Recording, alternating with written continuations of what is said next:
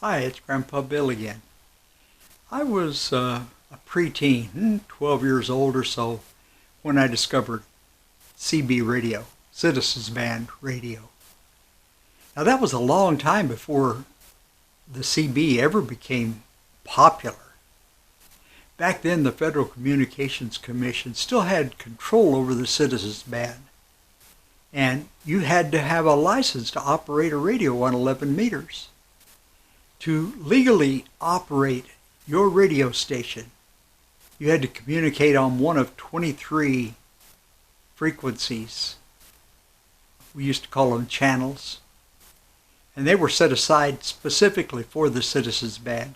Your radio also had to operate at 5 watts or less. Now that wattage limitation severely limited the distance you could talk on your radio. So for that reason, a person who could talk further than others around them was held in really high esteem by other Citizens Band operators.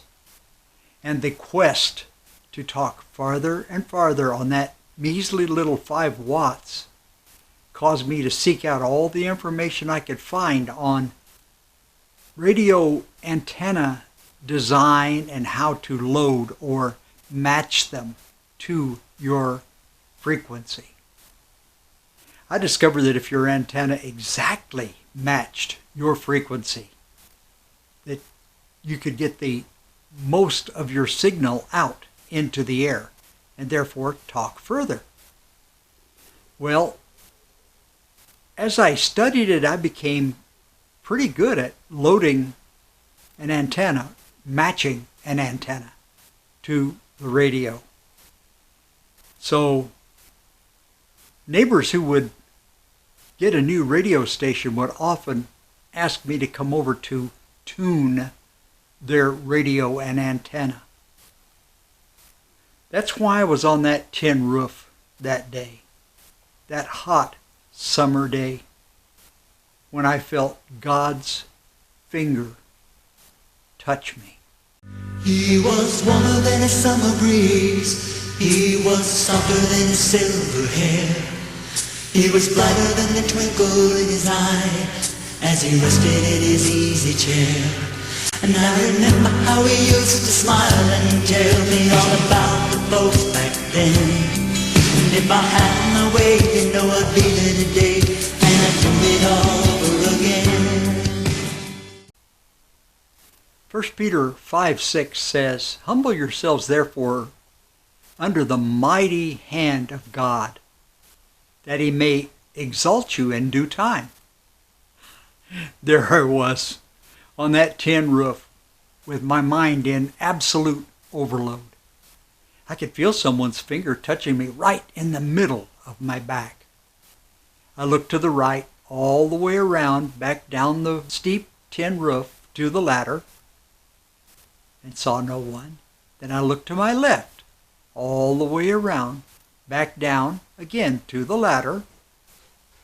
There wasn't a soul on that roof but me. Still, someone was touching me in the center of my back. And the only way that could happen was if someone were floating above me, reaching down and touching me with their finger. Suddenly the story of King Belshazzar ran through my mind.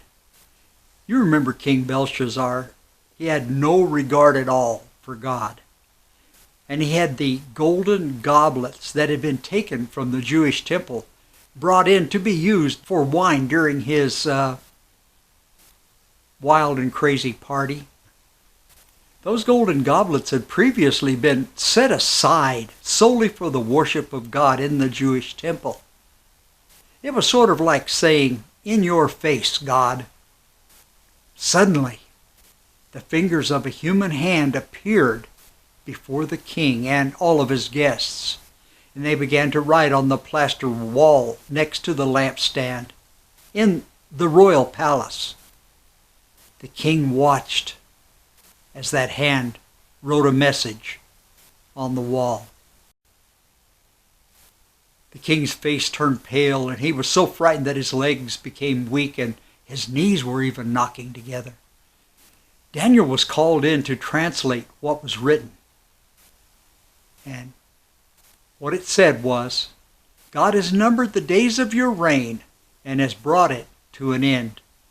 You have been weighed on the scales and found wanting.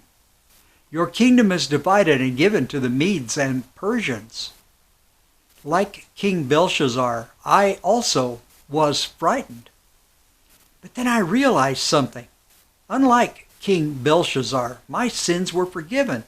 I had accepted Jesus as my Savior. So I couldn't be being weighed in the balance by God. Then my mind began to search for some other reason for God to reach down and to touch me. While trying desperately to make sense out of what was happening, I remembered a recent event that had greatly influenced my life. A traveling evangelist had recently preached at our church about the time of the end, the time of the rapture, the time leading up to Jesus' return when he would snatch his followers off of this earth. Well, that pastor was really good at holding my attention. I hung on every word that he ever spoke. And when I walked away from the church, I would be filled with wonder and fear for what was about to come to this earth. His sermons always seemed to revolve around Matthew 24. But there was this one sermon in particular that really captivated me. And from time to time, I still think about it. That sermon was on Matthew 24:17. And suddenly, that verse was running through my mind like a freight train. It says, "Let no one on the rooftop go down to take anything out of the house." Wait, that's not right, I thought. At the rapture, Jesus just snatches Christians out of here. He doesn't reach down and touch them with his finger. Suddenly, I tried to snap myself back to some semblance of reality. This has to be my imagination, I convinced myself. And to prove it to myself, I started to crawl a little further up that tin roof. Suddenly, though, God shoved his finger hard right down into the center of my back, and I froze again. Again, my mind was reeling. I said to myself, I can't look up. If I do, I'll die. You see, I remembered what God told Moses in Exodus 30:20. You cannot see my face, for no one may see me and live. Finally, I gave up. There was nothing else I could do. I had to look up into the face of God, because it must be what he was wanting me to do. At least I'll have heaven, I thought.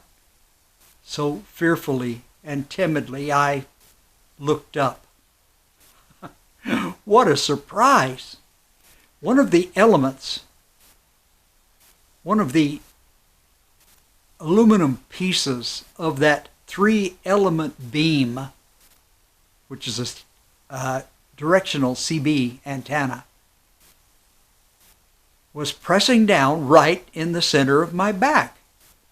And every time I tried to move a little further up the tin roof, the distance between the roof and that radial became less, and so it pressed harder on my back. Well, when I looked up that time, I fully expected to be looking into the face of God. And I was so sure it would be over in a flash and I would be in heaven. But it wasn't the rapture, and it wasn't God's finger in my back at all. So I ask you, was what happened to me on that day just the foolishness of a young boy? Or was it in some way God testing me, or maybe training me for a day, for a time such as this? A time such as this, you ask? Well, have you been noticing the sudden upward swing in the severity and regularity of things like earthquakes, previously unknown diseases, plagues of locusts, wars, rumors of wars, kingdom rising against kingdom, nation against nation?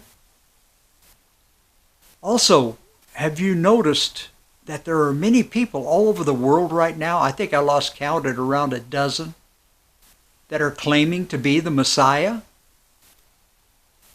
I'm telling you that we're seeing it all.